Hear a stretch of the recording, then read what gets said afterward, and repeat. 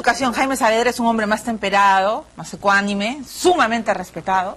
Hoy cuando anuncié en Twitter de que iba a estar aquí en el estudio, varios tuiteros han dicho que es de lejos el mejor ministro y que se debería de quedar.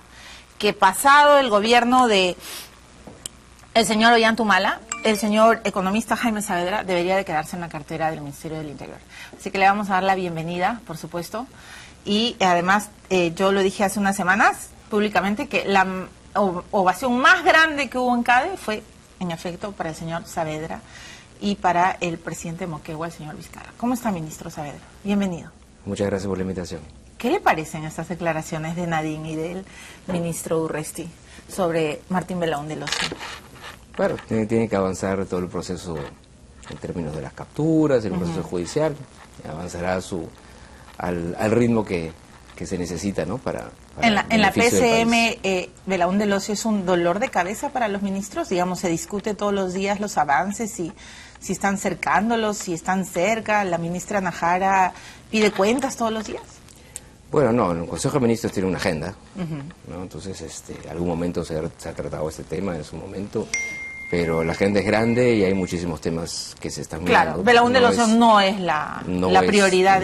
Bueno, en este momento es una prioridad obviamente para el ministro del Interior. Por supuesto. Pero hay muchísimos temas que se tratan en el Consejo de Ministros, ¿no? Que todo el tiempo se esté tomando. ¿Y usted tiene alguna opinión contraria a la del ministro de Justicia? Porque hay voces, acaba de renunciar el procurador Salas, sé que no le compete a usted, pero me gustaría saber su opinión como ministro. ¿Cree que podría ser colaborador eficaz Martín Belaúnde Locio? ¿O cree usted que hay que juzgarlo e investigarlo y procesarlo como uno de los líderes de la Ese no es, como tú dices, ese no es mi sector, no es mi tema. La persona correcta para preguntarle eso es el ministro de Justicia. Y confío muchísimo en Daniel, es un excelente ministro y él moverá el tema de la manera más adecuada. Bueno, muy bien.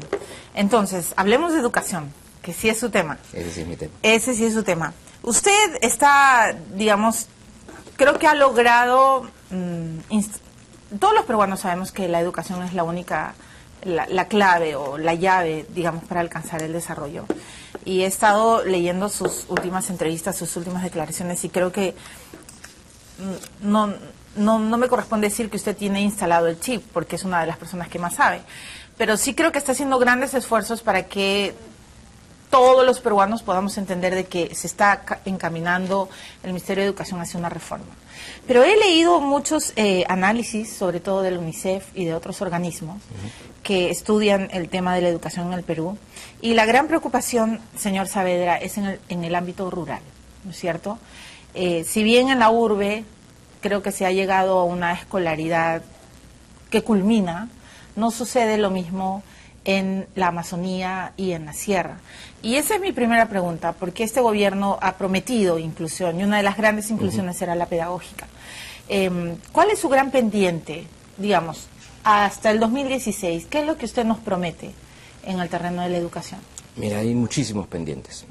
Y yo creo que un punto muy importante es que como país seamos conscientes de la magnitud del reto, ¿no? Por eso, más que enfatizar las cosas que se han avanzado, que efectivamente se ha avanzado en la educación durante los últimos años, yo creo que es muy importante y ha sido una prioridad, digamos, este año en que he sido ministro, es mostrar la magnitud del reto.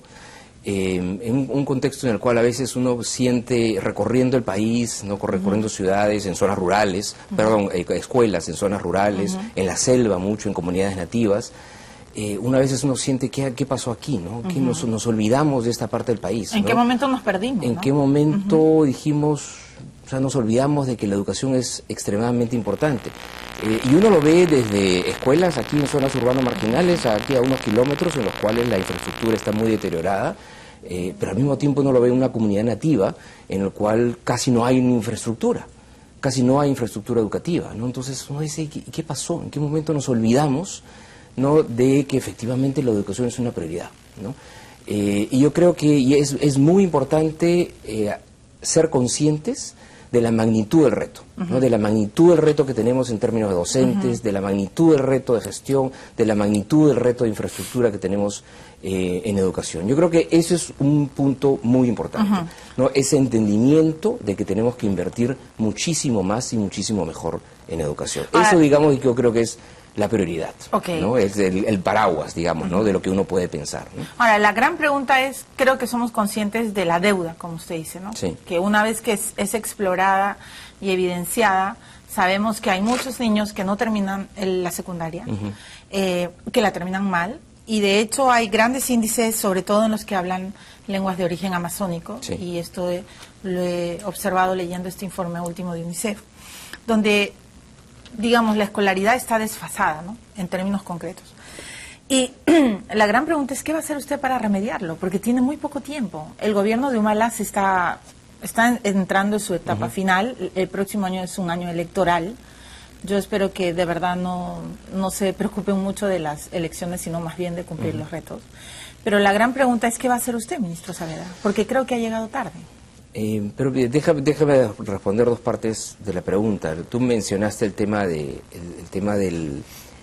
las brechas que tenemos y mencionaste el tema de la selva, por ejemplo, y efectivamente, ¿no? Estamos justo ahora trabajando un plan para la Amazonía a nivel de los distintos sectores, pero particularmente en el caso de educación tenemos un problema muy grave de deserción en la secundaria, ¿no? La secundaria está muy lejos, ¿no? De los niños y de los jóvenes y de los niños y de las niñas, muy lejos inclusive geográficamente, no acceden a la secundaria porque les queda muy lejos la escuela. Les queda muy lejos la escuela, ¿no? Y por eso se están utilizando en algunas zonas internados, pero no tenemos el número suficiente. Y tenía también entendido, perdón por la interrupción, de que había instalado usted un sistema de, no sé si es alquiler, préstamo de bicicletas. También. Para que los niños no puedan... Eso se está usando más en la sierra, no más que en la selva. Pero también, eso es un mecanismo útil, ¿no? Y acerca y puede reducir a la tercera parte el tiempo de traslado del chico de su casa a la escuela, y eso es muy importante. Se llama un programa que se llama Rutas Solidarias, pero eso es más en la sierra. En la selva tenemos en la secundaria un tema muy grave de lejanía de la escuela secundaria en zonas que son particularmente dispersas, y tenemos un problema además en la primaria, a la cual sí están más cerca, hay más escuelas primarias, pero tenemos un problema de calidad muy grave, ¿no? Nosotros tenemos, cuando nosotros decimos que solamente el 33% de los niños en Perú tienen el nivel de comprensión de lectora que tienen que tener, que es un número bajo, sí, es claro. solo un tercio. Bueno, ese número en la Amazonía, ¿no? Es alrededor de 10% o menos, ¿no? Si decimos que solo el 17% de los niños de segundo grado tienen el nivel de racionamiento matemático que deben tener, ese número es alrededor de 5% en la Amazonía. Entonces es un problema extremadamente grave de la calidad del aprendizaje en la Amazonía. Esa es una parte que quería precisar eso, y tenemos que entonces hacer un esfuerzo particular para la selva, en los temas de infraestructura y en los temas de docentes, ¿no? Y en el tema de docentes tú mencionaste el tema de educación intercultural bilingüe, ¿no? Y ahí hemos avanzado mucho con el tema de normalización de las lenguas y el tema de textos y materiales. El problema más grave que tenemos es tener el número suficiente de profesores, ¿no? Que dominen las dos lenguas, ¿no? Porque el niño, particularmente en la primaria, matemáticas y comunicaciones se los tienes que enseñar en su lengua materna, si no es muy difícil que aprenda. ¿Y eso quiere decir que el próximo año, en el 2015, usted va a hacer un énfasis especial en la Amazonía? Es una de las áreas en las cuales tenemos que avanzar más. Y yo te diría que es un énfasis especial solamente en la Amazonía, porque tenemos que avanzar en múltiples áreas en educación. Y creo que ese es otro tema en el cual es muy importante incidir, porque siempre hemos dicho que la educación es importante. No hay ningún gobierno que no haya dicho que la educación es importante. Sí, el problema es que es un discurso político, ministro. Pero, y en ese sentido, yo te diría que siempre se ha invertido en educación, pero yo creo que tenemos que ser conscientes que no podemos... Educación es un área en la cual es difícil de priorizar y difícil de decir, bueno, lo que importa solamente es esta área y me voy a concentrar en eso. Alguien me decía, tienes que priorizar. Digo, pero ¿cómo voy a priorizar si es que tenemos que revalorizar la carrera docente? Hay que hacer eso. Por otro lado, tenemos que revalorizar el rol que tiene el director y mejorar la gestión de la escuela. Por otro lado, tenemos que mejorar la infraestructura. Yo no puedo decir, hagamos uno y no hagamos la otra, ¿no? Tenemos que avanzar en todos esos frentes simultáneamente. Usted es hijo de madre y nieto, si la memoria no me falla. Mi madre fue profesora, y ella su fue profesora abuela, primaria. ¿verdad? Mi abuela fue profesora también. Mi tía, eso lo mencioné también fue profesora, ella fue directora de un colegio secundario, del Miguel Grau, fue una de las primeras mujeres que tuvo un doctorado en pedagogía en el año 47 en la Universidad Católica. Entonces, digamos, la profesión de maestro ha estado en mi y ha tenido familia, ¿no? un hogar uterino docente, de alguna manera, ¿no es cierto? Un ámbito, manera, y me parece maravilloso porque usted, de hecho, conoce de cerca lo mucho que cuesta la docencia, ¿no? Es una profesión muy sacrificada, es una profesión muy difícil. Siempre yo le digo a mis amigos, ¿sabes? Párate delante de, 30 chicos, ya sean chiquitos, ¿no? De 6, 7 años, o más complicado todavía, delante de 25 adolescentes, y trate de capturar su atención, ¿no? Por una hora. Es muy complicado hacer eso. Ya, y entonces ahí va mi duda y mi pregunta, porque además usted es un fiel creyente de la educación. Usted ha hecho su carrera y su vida profesional gracias a que se ha educado, ha ganado becas, se ha graduado, bueno, es su excelencia como economista la ha conseguido gracias justamente a su trayectoria pedagógica. Pero, ¿y qué ha pasado con los maestros? Porque yo tengo esta sensación, y creo que es compartida por muchos, de que la carrera docente de los profesores se ha devaluado. En las épocas de su abuela, imagino que, y además usted ha dicho, ha sido una de las primeras que tuvo un doctorado. Mi tía fue una de las primeras que tuvo un doctorado. Su tía, ok. Un maestro era pues una persona respetada, ¿no es cierto? Ahora vemos con mucha tristeza que incluso hay maestros que ni siquiera comprenden lo que enseñan, y usted lo ha visto en reportes periodísticos, en análisis, en fin. No tienen los honorarios que deberían de tener. La carrera magisterial se ha convertido en los últimos años en una pelea política entre un sindicato y partidos que de repente han malentendido lo que significa ser pedagogo. Y así como usted dice que cuando visita escuelas rurales dice en qué momento nos perdimos, yo le hago la pregunta cuando analiza la situación de los maestros, porque son ellos los que empiezan a educar. ¿Qué pasó, señor Saavedra, con los profesores? Mire, un profesor hoy día en promedio, ¿no? Gana un tercio de lo que se ganaba a finales de los 60 hasta mediados de los 70. ¿Un tercio? ¿No? Un tercio. Ok. ¿No? Hubo una caída, a partir de mediados de los 70, una caída no prolongada, que tuvo su foso, digamos, con el periodo de la hiperinflación, ¿no? A fines de los 90, y de ahí se recupera un poco. Pero si uno compara hoy día con cuando mi madre era docente, básicamente más o menos un tercio de lo que ganaba un profesor. Ahora se ha masificado obviamente también la carrera, hay muchos más docentes de lo que existían hace 40 o 50 años. Pero digamos que ese es un solo indicador que nos muestra cuánto valor le hemos dado como país, ¿no? A la profesión docente, ¿no? Cuánto es lo que nosotros invertimos en la profesión docente respecto a lo que deberíamos invertir. No es rentable, ¿no? Ser profesor hoy día. Es menos rentable de lo que había, de lo que era antes, y es menos rentable de lo que debe de ser. Cuando Toledo asume el gobierno, le dobla el sueldo a los maestros, y él dice que hay una deuda histórica, ¿no es cierto?, con ellos, con la policía, en fin, pero me acuerdo mucho de su discurso sobre se aumentaron los salarios en la época. De acuerdo. ¿Por qué el presidente Ollantumala no ha tenido en cuenta esa deuda que usted está señalando hoy día? No, yo creo que ahora justamente ya estamos en un proceso en el cual se está regularizando la carrera docente. Y no solamente porque se está aumentando los salarios, sino por cómo se están aumentando los salarios. Nosotros estamos entrando en una lógica en la cual tenemos una carrera meritocrática, una carrera en la cual los ascensos dentro de la carrera o las mejoras salariales en las condiciones laborales están ligadas al desempeño de los maestros en el aula y el desempeño de los maestros en sus evaluaciones. Y al mismo tiempo estamos dando las oportunidades de desarrollo profesional y de capacitación a los maestros y a los directores. Y es una carrera meritocrática en verdad que se inició no con el gobierno anterior, no solamente que era para una parte de los maestros, ya con la ley de reforma magisterial eso se amplía a todos los maestros públicos del país. Y en el terreno de la meritocracia, ministro Saavedra, ¿usted ha considerado algún tema de impulso, de incentivo, como en algún momento cuando le entrevisté a la ministra Midori de Javich, que ya no estaba en la cartera de salud?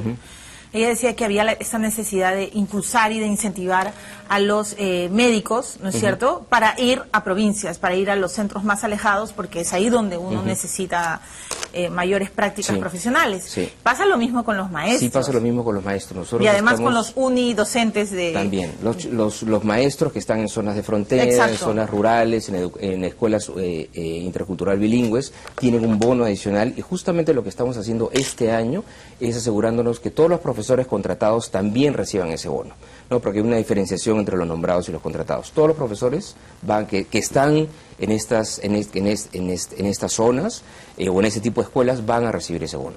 Pero no solamente es eso, también es muy importante destacar que ya la lógica meritocrática ha entrado, digamos, en el funcionamiento, en la manera como operan los profesores. Hemos tenido hace unos 2 meses una primera prueba en el cual 130.000 docentes, ¿no?, dieron una prueba en un día domingo en todo el país, ¿no? En 31 ciudades se aplicó la prueba.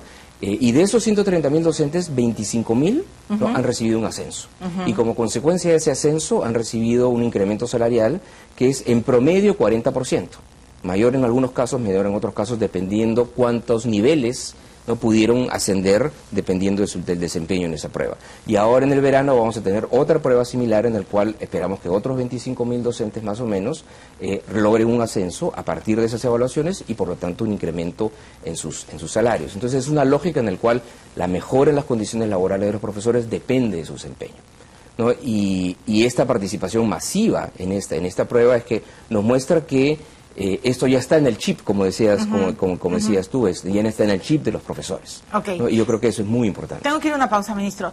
Le están preguntando en las redes que en el 2011 Alan García dijo de que el país, ¿no?, el Perú, estaba declarado libre de analfabetismo. ¿Esto es verdad?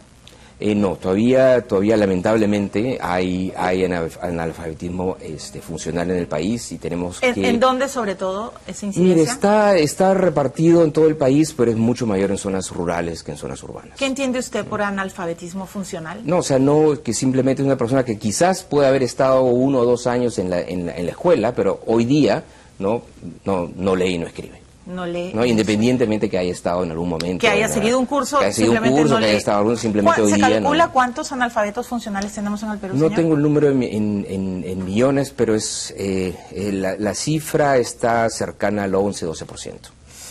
11 o 12%. Es muy alto. ¿Y sobre todo adultos mayores? Claro, entre los adultos, ¿no? Entre los claro. adultos, no entre toda la población, ¿no? Ok, permítame ir a la pausa. Hay un tema muy importante que lo trató el ministro Saavedra en CADE y que yo le quiero preguntar, y que tiene que ver con la corrupción.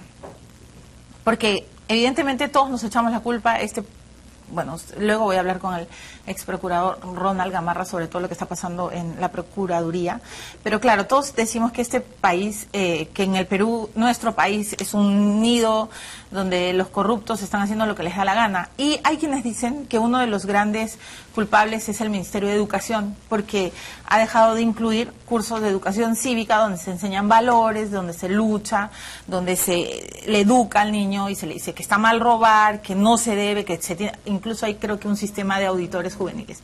Después de la pausa le quiero preguntar por su responsabilidad como ministro de Educación y qué va a hacer, porque finalmente, si no aprendemos desde niños que robar está mal, al final, ¿qué esperamos?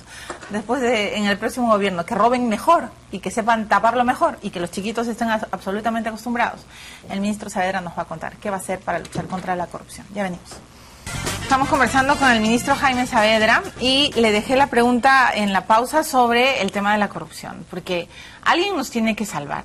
Ya no sabemos quién será el Chapulín Colorado. Ayer le preguntaba a Chejade en el Congreso quién era y creo que no tuvo ni un solo nombre. Pero creo que en la PCM hay una responsabilidad y hay personas que apuntan al Ministerio de Educación de que los valores se han perdido y que parte de culpa está en la currícula escolar porque ya no se hace incidencia en estos cursos de formación cívica. ¿Qué piensa usted, ministro?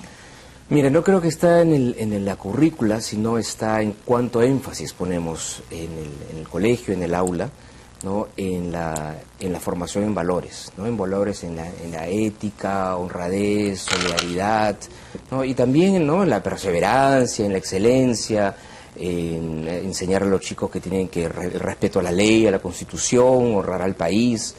Y ahí yo creo que tenemos que simplemente hacer nuestro trabajo mejor, ¿no? Los textos están, pero el punto central es asegurarnos que le damos las herramientas a nuestros docentes justamente, ¿no?, para incidir más, ¿no?, más en este tema.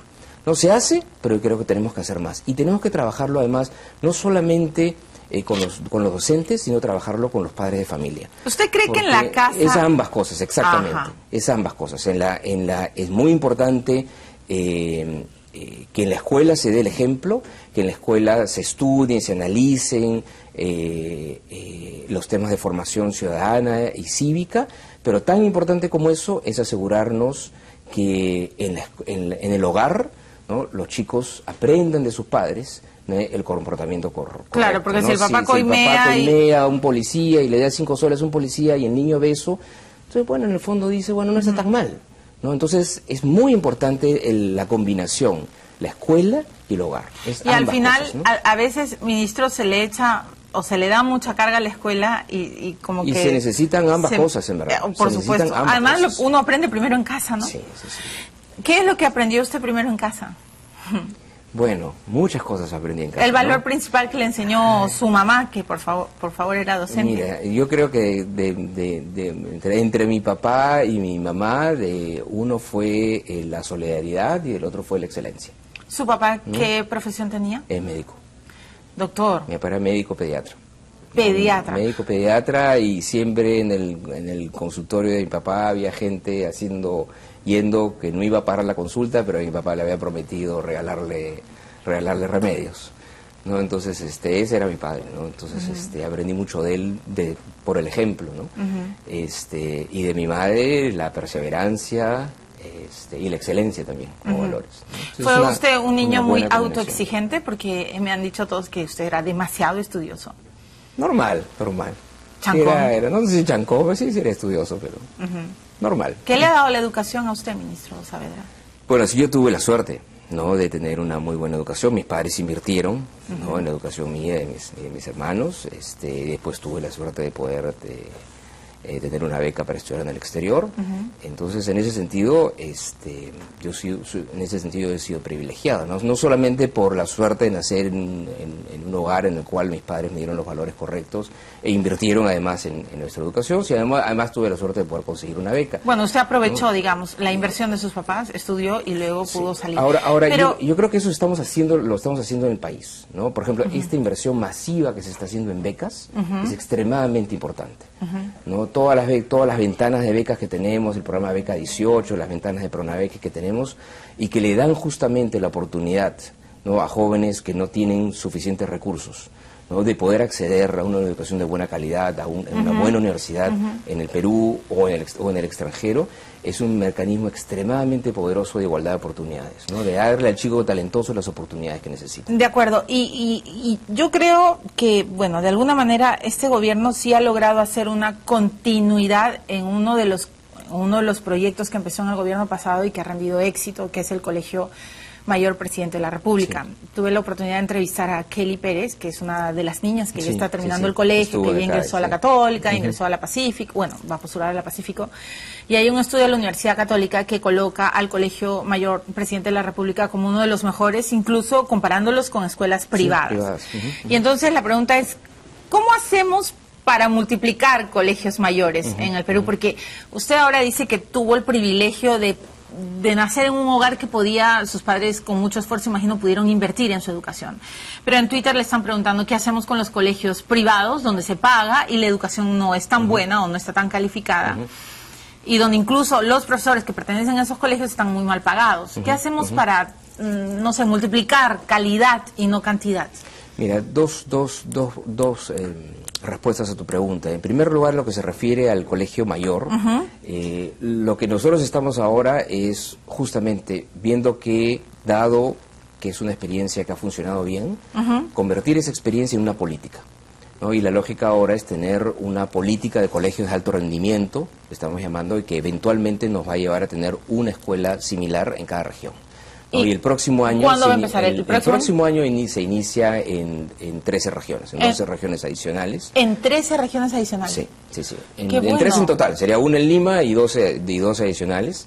¿Desde marzo? Vamos a empezar en marzo del próximo año con locales en los cuales se están habilitando, ¿no?, locales apropiados para recibir a los chicos, y paralelamente se empieza la construcción de un local definitivo, ¿no?, que empezaría el 2016, ¿no? Entonces, o sea, a ver, perdón, para entender bien, y también va a ser vía becas integrales, vía concurso. Esos colegios son gratis. Son gratuitos, ¿no? Pero también se va a hacer el concurso que se hizo para este primer colegio mayor. Sí, igual. Igualito. Igual los chicos, o sea, son chicos que tienen que haber tenido un promedio mayor a 16, si no me equivoco. Perfecto. O haber sido entre los primeros segundos de su clase.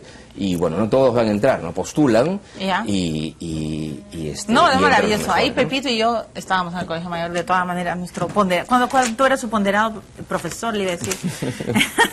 Uy, no me acuerdo cuando me ponderado. ¿No recuerdas su ponderado en la universidad? Sí me fue bien, sí me fue Sí bien. no me quejo. recuerdas, sino que no me lo quejo, quiere decir por me humildad. quejo. Y, Pero sabes que hay un tema muy importante que es el colegio mayor en verdad lo que hace es reflejar correctamente la política de inclusión y de igualdad de oportunidades. Porque igualdad de oportunidades no es darle lo mismo a todos. Justamente igualdad de oportunidades implica darle a todos los niños, niñas y jóvenes lo que necesitan para explotar su talento al máximo, exacto. ¿no? Eso es igualdad de oportunidades. Y darle la oportunidad de vida a quien no teniendo exactamente. puede Entonces desarrollarse. yo creo que en ese sentido esta es una excelente política. De acuerdo, yo lo celebro además, porque soy una fiel creyente de las becas, ministro. Si yo no hubiera estudiado becada, quizás no estaría ni sentada aquí. Pero yo le quiero preguntar, hablando de oportunidades y de inclusión, por la educación especial. Porque yo creo que esa también es una tremenda deuda. Sí. Como periodista he asistido a reportajes tristísimos, he tenido que entrevistar a gente que peleaba por poner a su hijo con síndrome de Down en un colegio regular, porque el colegio regular simplemente no quería aceptarlo.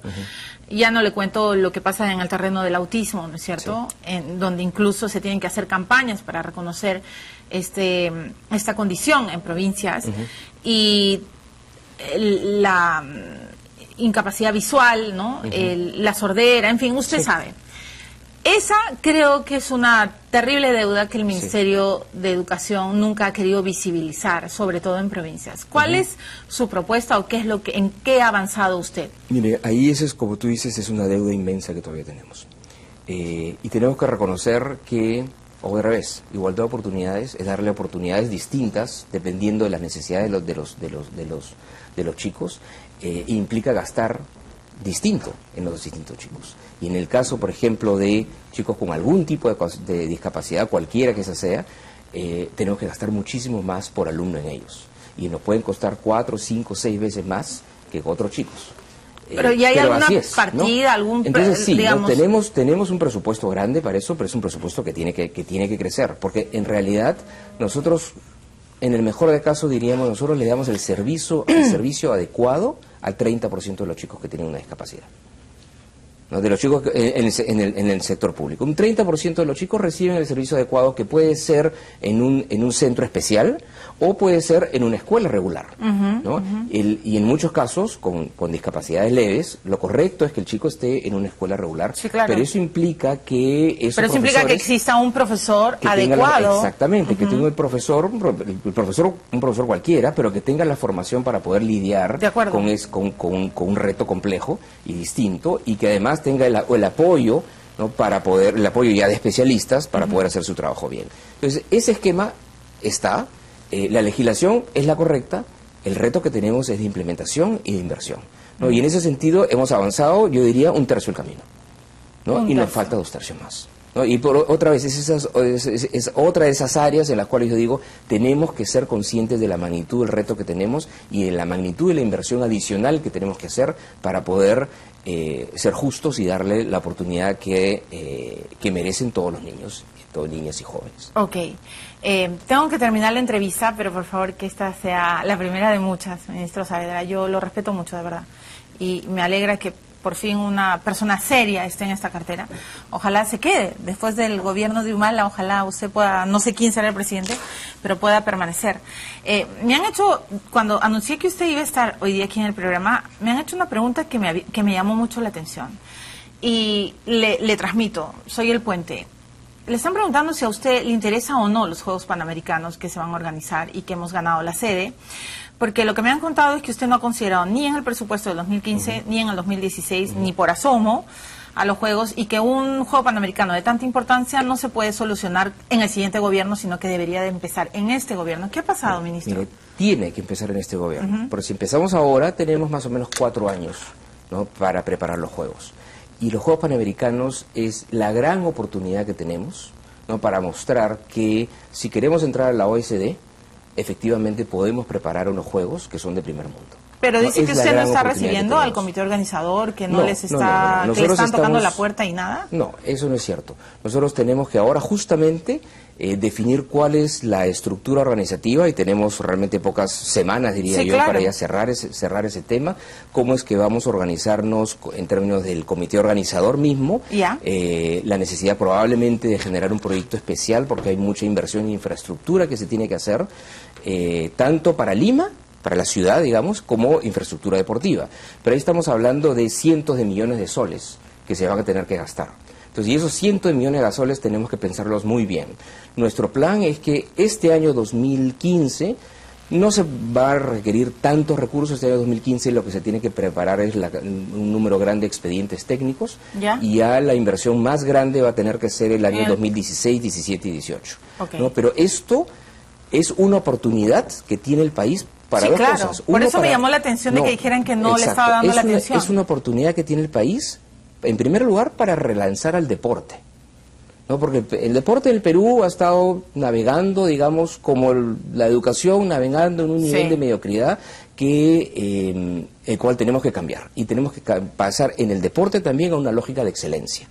Y yo creo que podemos utilizar a los panamericanos como esa excusa, ¿no? Tenemos 4 años para hacerlo y hacerlo bien, para mostrar al mundo que podemos preparar unos juegos que son de Sí, primer claro. nivel y para tener además un desempeño ya como Ajá. deportistas, como deporte, digamos, peruano, muchísimo mejor al que hemos tenido. Entonces, Bueno, y la culpa esto también tiene era que del Ministerio de empezar hoy Educación, día, que ¿no? quitó educación física de la currícula, ¿no? Que se está- Va regresando, y ministro. que ya regresó a partir del año pasado. Ya. Y el plan que tenemos es que de aquí al bicentenario, de aquí al 2021, ya puede efectivamente tener educación física ya en todos los colegios En el del Perú. 2021 usted promete que va a haber educación física en todos los colegios del Perú. Porque necesitamos, lamentablemente, no se puede hacer más rápido, porque necesitamos otra vez preparar profesores de educación física. ¿No? Entonces, por eso es algo que no podemos avanzar y decir, ok, el próximo año vamos a poner más plata y va a haber educación física en todos los colegios. Eso no lo vamos a poder hacer. ¿No? Pero sí se está avanzando en un plan que nos lleva a que de 10 a 6 años ya todos los colegios deberían tener otra vez educación física como nunca deberían dejar de tener. Eso, como nunca. Ministro Saavedra, mi última pregunta, sí, chiquita. Cuando usted se vaya el 28 de julio del 2016 con el presidente Ollanta, ¿por qué va a ser recordado como ministro de Educación? Yo creo que lo más importante es que nos convenzamos como país que tenemos que asumir que todas estas líneas de trabajo que se están empezando, ¿no? La jornada completa, becas, revalorización de la carrera docente, inversión masiva en infraestructura, sean pensadas como políticas de Estado, ¿no? Porque eso no se va a acabar el 2016. Se tiene ¿Y que cómo va a continuar. garantizar la continuidad? Porque luego va a venir otro presidente que de repente va a creer que va a descubrir la pólvora y otro ministro Por que... eso, el legado sería asegurarnos que desde el punto de vista de los padres de familia, ¿no? De los partidos políticos, de la empresa, ¿no? Todos tengan un convencimiento que esto tiene que ser políticas de Estado. Ok. Si logramos entrar a esa senda, creo que vamos a haber avanzado. Ojalá.